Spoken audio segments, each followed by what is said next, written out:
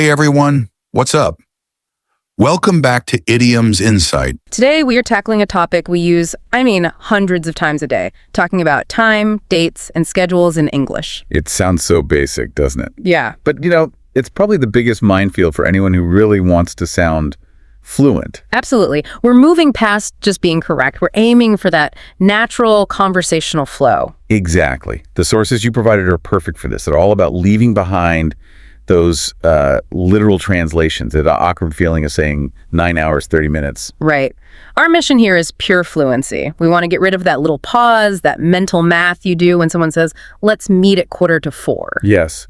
So those phrases become automatic. It's about unblocking the common problems that even, very advanced speakers still struggle with. It's not just knowing the rule. It's about feeling why it's the rule. Okay, so let's dive in, starting with the clock itself. Because there are two core methods for telling time, and they have really different social functions. That's a critical place to start. First, you have what we can call the digital style, the 24-hour clock. That's the official one, right? Flights, train schedules. Precisely. Yeah. It's for logistics, legal documents. It's all about precision, eliminating any confusion between AM and PM. But the clock that runs our daily lives and shops, setting up a quick coffee, checking movie times, that's the analog style. Yes, and that is where your fluency is really tested. And the foundation of all of this, really, it rests on what I call the three famous friends. The 1/4 marks. The 1/4 marks. Yeah. For everyday speech, these should be your default. Okay, let's lock those in. We have 1/4 for 15 minutes after the hour, right. 1/2 for 30 minutes, and for 45 minutes after. So 3.15 is 3:15. Perfect. 7.30 is 7:30, and 9.45 is 9:45.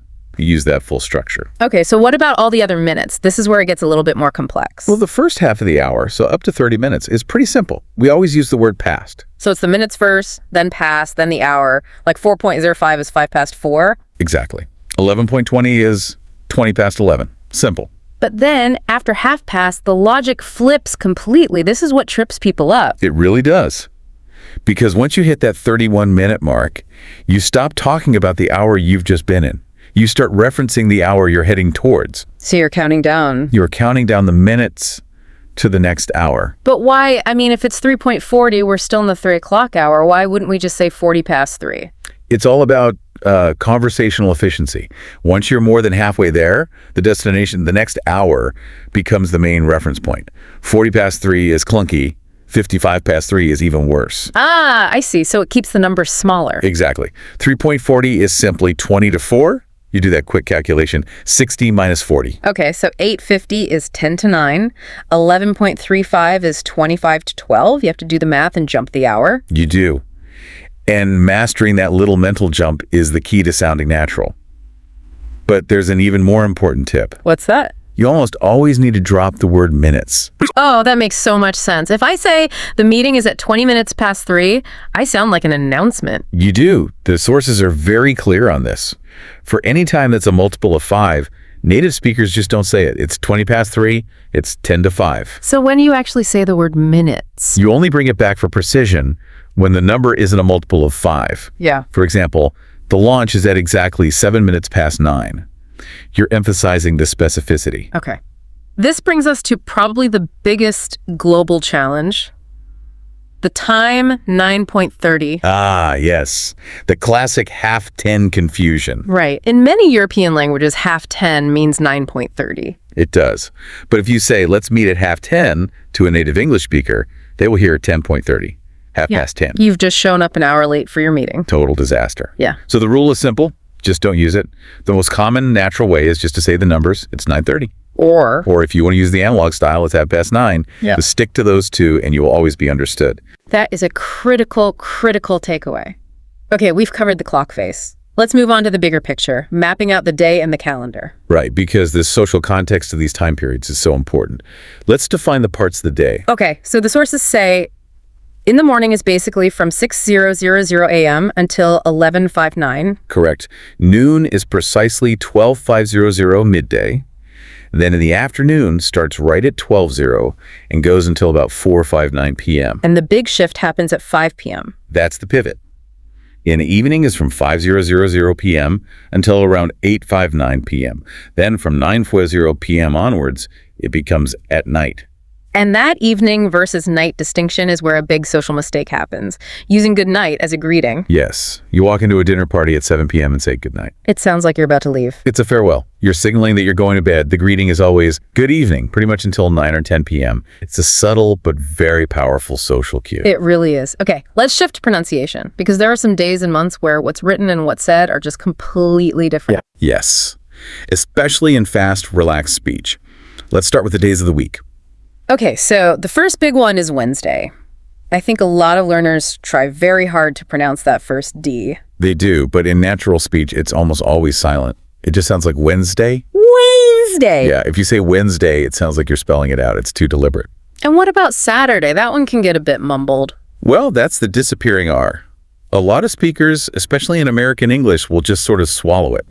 So it sounds more like Saturday. Saturday. You might even hear the T soften to a D sound. Saturday. Again, it's just about linguistic efficiency. And for the months, the big one is February. Right. It's spelled with 2 R's, but that first one almost always gets dropped in conversation. It sounds like February. February. These little details really make a difference. They make a huge difference, both in how you sound and in understanding what you hear. All right, let's talk dates. And with dates come prepositions, which is the ultimate source of confusion for so many people. It really is. Yeah. Let's start with the 2 main styles for saying a date. Okay. First, you have the British or Indian style, which is very common globally. It's the full phrase, the 15th of August. The 2nd of October. It's very clear. Very clear. Then you have the American style, which flips the order, August 15th, October 2nd. And that one is more common in writing, right? More common in writing or formal contexts. But, very casual speech. Everyone just simplifies. You might hear January 1st or July 4th. The context really determines the formality. Let's connect this to the prepositions, because this is where fluency can just fall apart. On, in, and at. Let's start with on.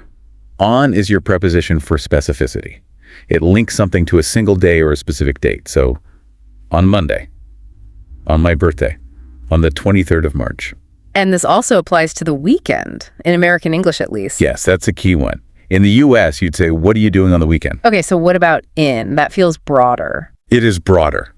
It is for larger containers of time, months, seasons, years, decades, in December, in 2024, and also for those parts of the day we mentioned, in the morning, in the evening. Right, which leaves at. This one feels very precise. It's like a laser pointer. At is for the exact time on the clock. The movie starts at 9 o'clock. It's also for the general concept of night. He arrives at night. And for the British version of the weekend. Right. They say it the weekend. They do. It's a major difference to be aware of. Okay, so on for the day, in for the container, at for the point. But there's one pair of phrases where one letter changes everything. On time versus in time. This is such a high-stakes distinction. Getting this wrong in a business context can cause so much confusion. Okay, break it down. On time. On time means you are following a prearranged schedule perfectly. The train arrived on time. She is never late. She is always on time. It means punctuality according to a plan. Whereas in time... In time just means you got there before the deadline, often with a sense of just barely. So he reached the station just in time to catch the train. Exactly. It implies he was almost late. There's a sense of relief.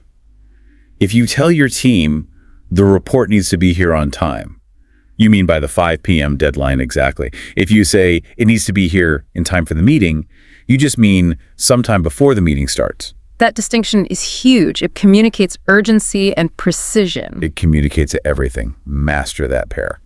All right, to wrap this section up, let's run through a few essential scheduling phrases that put all these rules together. Okay, so you can combine them. We have a meeting on Monday in the morning.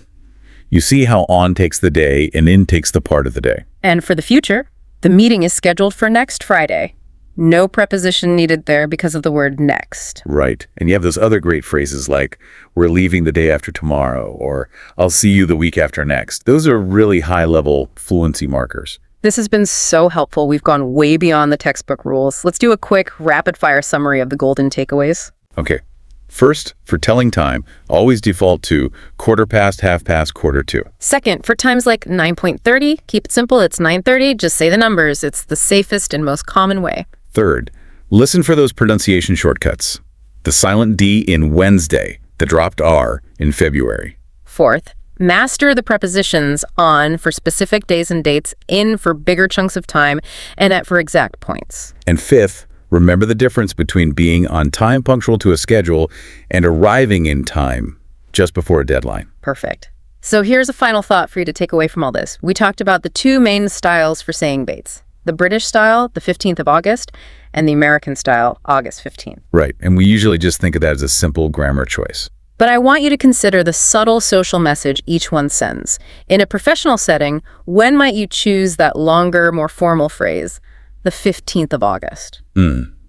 It can communicate a certain gravity or respect for the date itself. It slows things down, gives it weight. And conversely, when does the faster August 15th signal efficiency, a get-it-done attitude, or maybe even a more casual, approachable vibe?